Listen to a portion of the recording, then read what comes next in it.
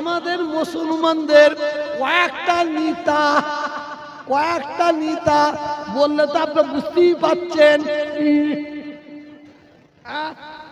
এই সাইডে কি বলছে, যদি মমতা ব্যানার্জি আমাকে জাহান্নামায় যেতে বলে আমি জাহান্নামায় যেতে রাজি আছি।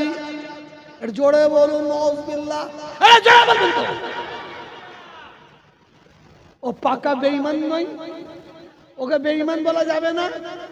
বলছে মমতা ব্যানার্জি যদি আমাকে জাহান্নামায় যেতে বলে, ওই কমবক্তা, ওই মুনাফিকটা, ওই মুশরিকটা, ওই মুসলমানদের দুশমনটা কি বলছে, আমি জাহান্নামায় যেতে রাজি আছি। মুসলমান তারা আল্লাহর কাছে মাথা নত করছে না, আল্লাহকে সিজদা করছে না, মসজিদের মেম্বারে হাত দিচ্ছে না, কুরআন পাকে হাত দিচ্ছে না। এখন অধিকাংশ মুসলমান তারা মূর্তির পায়ে হাত দিয়ে সালাম করছে, মূর্তির কাছে গিয়ে, ঠাকুরের কাছে গিয়ে মাথায় হাত করছে, তারা মূর্তির কাছে গিয়ে মণ্ডপের ভেতরে ঢুকে তারা সিঁদুর নিচ্ছে। মুসলমান মণ্ডপের কাছে গিয়ে ঢোল নিয়ে ঢোল বাজাচ্ছে। এরা আবার বলছে আমরা পাক্কা মুসলমান। ওরা পাক্কা মুসলমান না পাক্কা শয়তান? এটা জোরে বলুন, জোরে বলুন। ওরা মুসলমান নয়, ওরা মুসলমান নামে মুসলমানদের কলঙ্ক। ওরা হচ্ছে কুরআনের দুশমন, ওরা হচ্ছে হাদিসের দুশমন, ইসলামের দুশমন, শরীয়তের দুশমন, ওরা হচ্ছে আল্লাহর দুশমন, ওরা হচ্ছে নবীর দুশমন, ওরা হচ্ছে সাহাবাদের দুশমন, ওরা হচ্ছে ইমানদার মুসলমানদের দুশমন। ঠিক না বেটি? জোরে বলুন, জোরে বলুন। আমার হিন্দু ভাইয়েরা তারা পুজো করে, তারা করবে। খ্রিস্টান ভাইয়েরা তারা পুজো করে করবে, শিখেরা তারা পুজো করে করবে। লাকুম দীনুকুম ওয়ালিয়া দীন। তুমি তোমার ধর্ম করো, ওকে ওর ধর্ম করতে দাও। কেউ কারো ধর্মের প্রতি আঘাত করো না। তো মনে রাখবেন আমরা মুসলমান। একটা হিন্দু ভাইকে জিজ্ঞাসা করুন, এ আমার হিন্দু ভাই তোমার ধর্ম সম্পর্কে বলো। আমার হিন্দু ভাইটা বলবে আমার ধর্ম আমার কাছে মহান মহান। যদি বলে আপনাদের অসুবিধা আছে, এর জোরে বলবেন তো। একটা খ্রিস্টান ভাইকে জিজ্ঞাসা করুন, একটা শিখকে জিজ্ঞাসা করুন, এ শিখ ভাই, এ খ্রিস্টান ভাই বলো তোমার ধর্ম সম্পর্কে বলো। সেই শিখ গর্ব করে বলবে আমার ধর্ম আমার কাছে মহান। খ্রিস্টানটা বলবে আমার ধর্ম আমার কাছে মহান। হিন্দু ভাইটা বলবে আমার ধর্ম আমার কাছে মহান। যদি বলে এ মুসলমান আপনাদের আপত্তি আছে, একটু জোরে বলুন, আর একটু জোরে বলুন। তার ধর্ম তাদের কাছে মহান বলতেই পারে, বলতেই পারে। আর আমি তোহা জুলফিকারের বেটা আপনাদের জিজ্ঞাসা করি, এবার আপনারা উত্তর দেন। আমাদের ধর্ম আমাদের কাছে, জোরে বলুন, আর একটু জোরে বলুন। এই একদম নয়, একদম নয়। আমাদের ধর্ম আমাদের কাছে মহান। কোন নবী বলেনি, কোন রাসূল বলেনি, কোন পয়গম্বর বলেনি, কোন মাওলানা বলেনি, কোন মুফতি বলেনি, কোন কারি বলেনি, কোন হাফেজ বলেনি, কোন নামাজি বলেনি। আমাদের ধর্মের সার্টিফিকেটটা কোন মানুষ দেয়নি। আমাদের ধর্মের সার্টিফিকেট স্বয়ং আল্লাহ দিয়েছেন।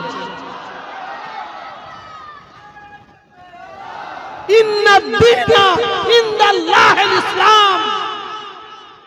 আল্লাহ বলছেন পৃথিবীর জমিনে যত রকম ধর্ম আছে আমার আল্লাহ বলছেন আমি তোহা বলিনি, আমার বাপ দাদা চতুর্পুরুষ বলেন, কোন মানুষ কোন নবী কেউ বলে না, কোন সাহাবা হাফেজ উলামা কেউ বলে না। এই ধর্মের সার্টিফিকেট আল্লাহ দিল। আল্লাহ বলছেন আল্লাহ বলছেন ইন্নাদ-দীনা ইনদাল্লাহিল ইসলাম। আমি আল্লাহ বলছি আমার কাছে মনোনীত ধর্ম হচ্ছে ইসলাম ধর্ম। ইসলাম greatest, highest, best, nice, beauty, যে দিক দিয়ে ধরবেন আল্লাহ ইসলামকে সবার উপরে রেখে দিয়েছে। এটা জোরে বলা যাবে না, এটা মহাব্বতের সঙ্গে বলা যাবে না। আসুন আসুন, আই লাভ মুহাম্মদ সাল্লাল্লাহু লিখার জন্য উত্তরপ্রদেশের যোগী সরকার নয়, এখন মানুষ বলছে জঙ্গি সরকার। মুসলমান ভাইদের পুলিশ দিয়ে পিটিয়েছে, পা ভেঙে দিয়েছে, হাত ভেঙে দিয়েছে, জেলে দিয়েছে। শুনুন, আমি তোহা বলে যাই, আই লাভ মুহাম্মদ সাল্লাল্লাহু বলার জন্য যারা জেলে গেছে, যারা নবীকে ভালোবাসি বলার জন্য জেলে গেছে, আমার বিশ্বাস আল্লাহ তাআলা কিয়ামতের ময়দানে, মাহশারের ময়দানে জাহান্নামের জেলে তাদের দেবেন না। এটা জোরে বলুন। আসুন, মুসলমান মুখে বললে হবে না,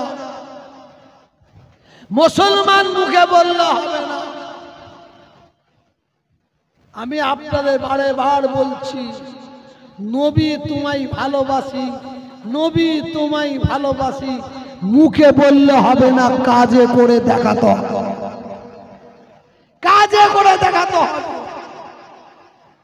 সারা মাস রোজা রাখলাম, সারা মাস ইফতার করলাম, সেহরি করলাম, সারা মাস নামাজ পড়লাম, 5 ওয়াক্ত নামাজ, আমরা তারাবির নামাজ পড়লাম, আর ঈদ হয়ে গেল, টুপি বাক্সের মধ্যে ঢুকিয়ে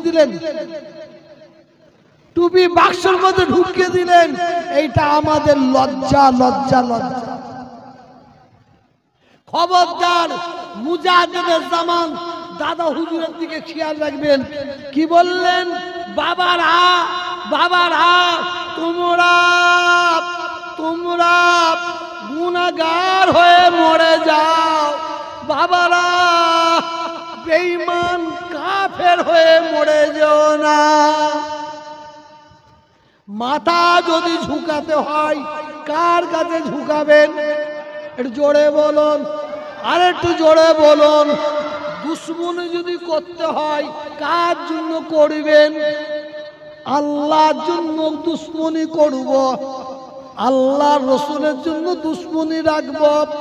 বন্ধুত্ব যদি করতে হয় কার জন্য বন্ধুত্ব করব? আল্লাহর জন্য বন্ধুত্ব করব, নবীর জন্য বন্ধুত্ব করব। কিন্তু দুঃখের বিষয়, আমাদের মুসলমানদের কয়েকটা নেতা বললে তো আপনারা বুঝতেই পাচ্ছেন। এই সাইডে কি বলছে?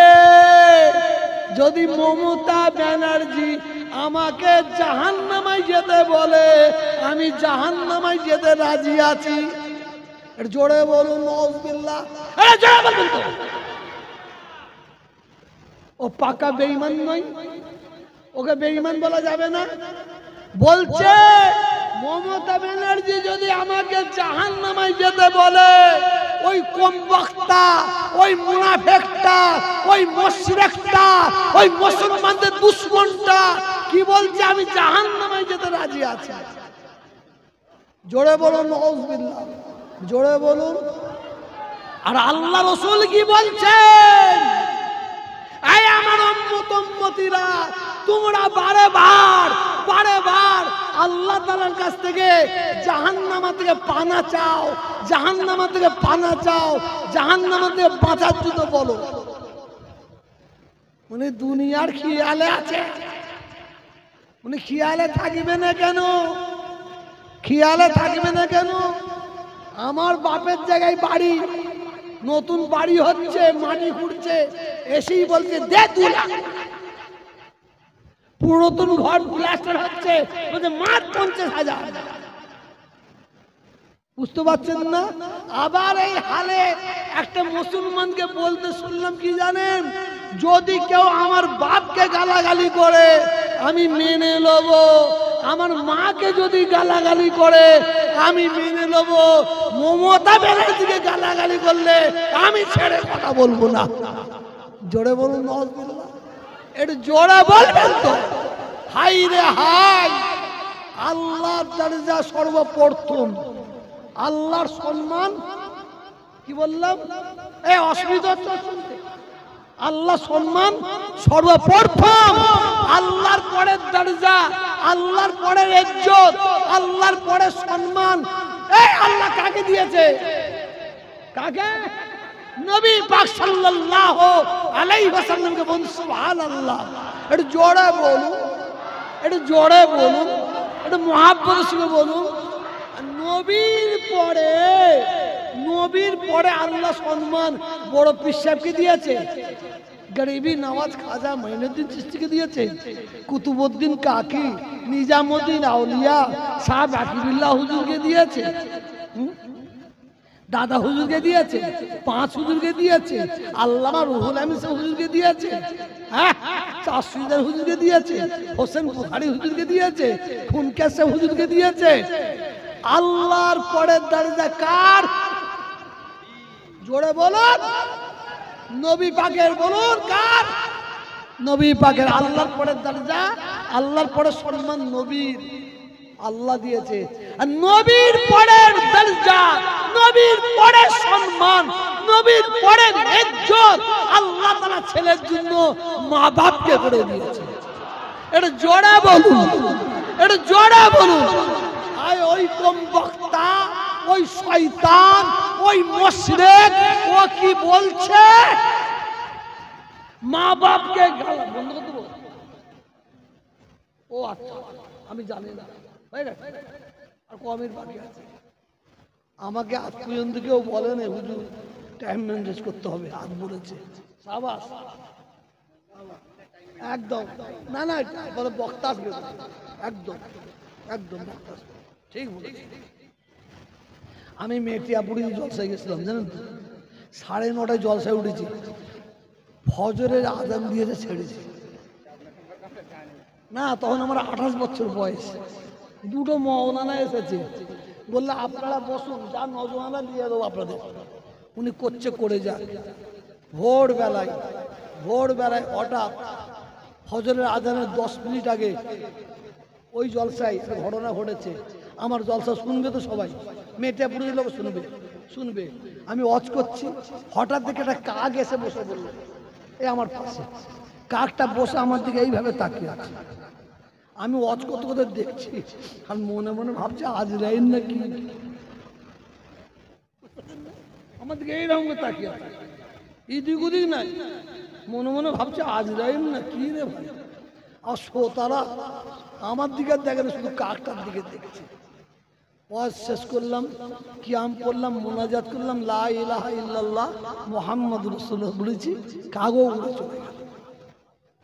জলসা সবাইকে দাওয়াত করে দেন, সবাইকে সমান টাইম দিতে হবে, ঠিক বলেছি। আর আমি তো চর্চাই ভাঙা বেড়া, আমার সময় যত কম হবে ততই আমার ভালো, শরীর অসুস্থ। শুধু আমি এইটা বলতাম, এটা বলা কি অপরাধ? এটা জোরে বলে, বলা কি অপরাধ? এটা বলা কি অপরাধ? হ্যাঁ, বেশি সময় লব না। আমি আপনাদের বলছি, দাদা হুজুরের কথা মনে রাখবেন। বাবারা গুনাহগার হয়ে মরে যাও, বেঈমান কাফের হয়ে মরুনি। গুনাহগার হয়ে মরলে কি হবে? আল্লাহ গুনার জন্য জাহান্নামে দিতে পারেন। 2 বছর 200 বছর পরে আল্লাহ পুনরায় আবার তুলে জান্নাতে দেবেন। আর কাফের হয়ে মরবে, মুশরিক হয়ে মরবে, বেঈমান হয়ে মরবে, মুনাফিক হয়ে মরবে, জাহান্নামা থেকে উঠার তোমার কোনো রাস্তা নাই। আজকে মুসলমান সমাজ আমরা ধ্বংস হয়ে যাচ্ছি।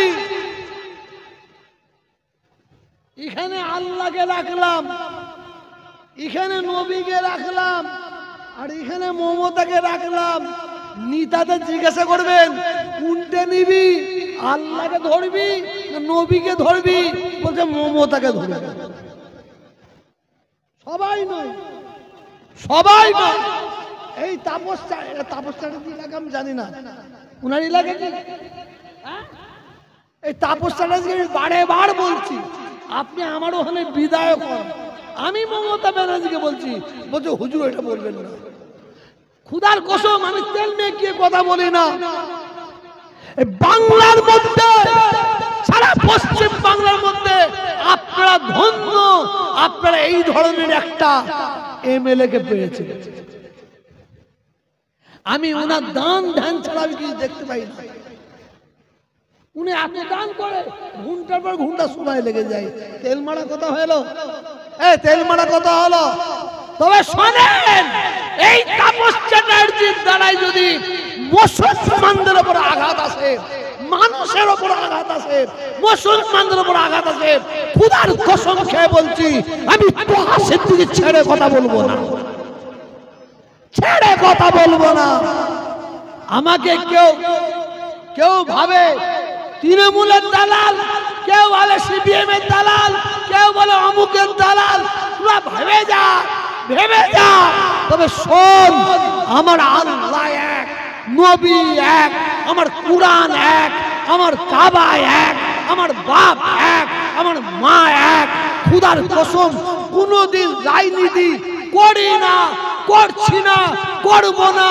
তবে আল্লাহর কসম মানুষের প্রতি, সে হিন্দু হোক, মুসলমান হোক, খ্রিস্টান হোক, তাদের প্রতি যদি কেউ অত্যাচার করে, বিশেষ করে মুসলমানদের প্রতি যদি কেউ অত্যাচার করে, আল্লাহর কসম আমি জান থাকতে ছাড়বো না। পাশে থাকবেন, পাশে থাকবেন এবং উঠে দাঁড়িয়ে আমাকে দেখিয়ে দেন, উঠে দাঁড়িয়ে দেখিয়ে দিতে হবে আমাকে যে হুজুর আপনার পাশে আছি, আসি আপনার পাশে আছি। নারে তাকবীর, নারে তাকবীর, সিলসিলা হক ফুরফুরা শরীফ। বসুন, একটু তুললাম, বিয়াদবি করলাম, কিছু মনে করবেন না। আমি আপনাদের কাছ থেকে বিদায় নিচ্ছি। আমার কথাবার্তার মধ্যে যদি কোনো ভাই দুঃখ পান, ব্যথা পান, কষ্ট পান, আমাকে আল্লাহর রাস্তায় আপনারা মাফ করে দেবেন। আসসালামু আলাইকুম। আপনারা সবাই মিলে আমাকে সালাম দেন। ওয়ালাইকুম আসসালাম, रहमत कलाम। आप लोग जिसका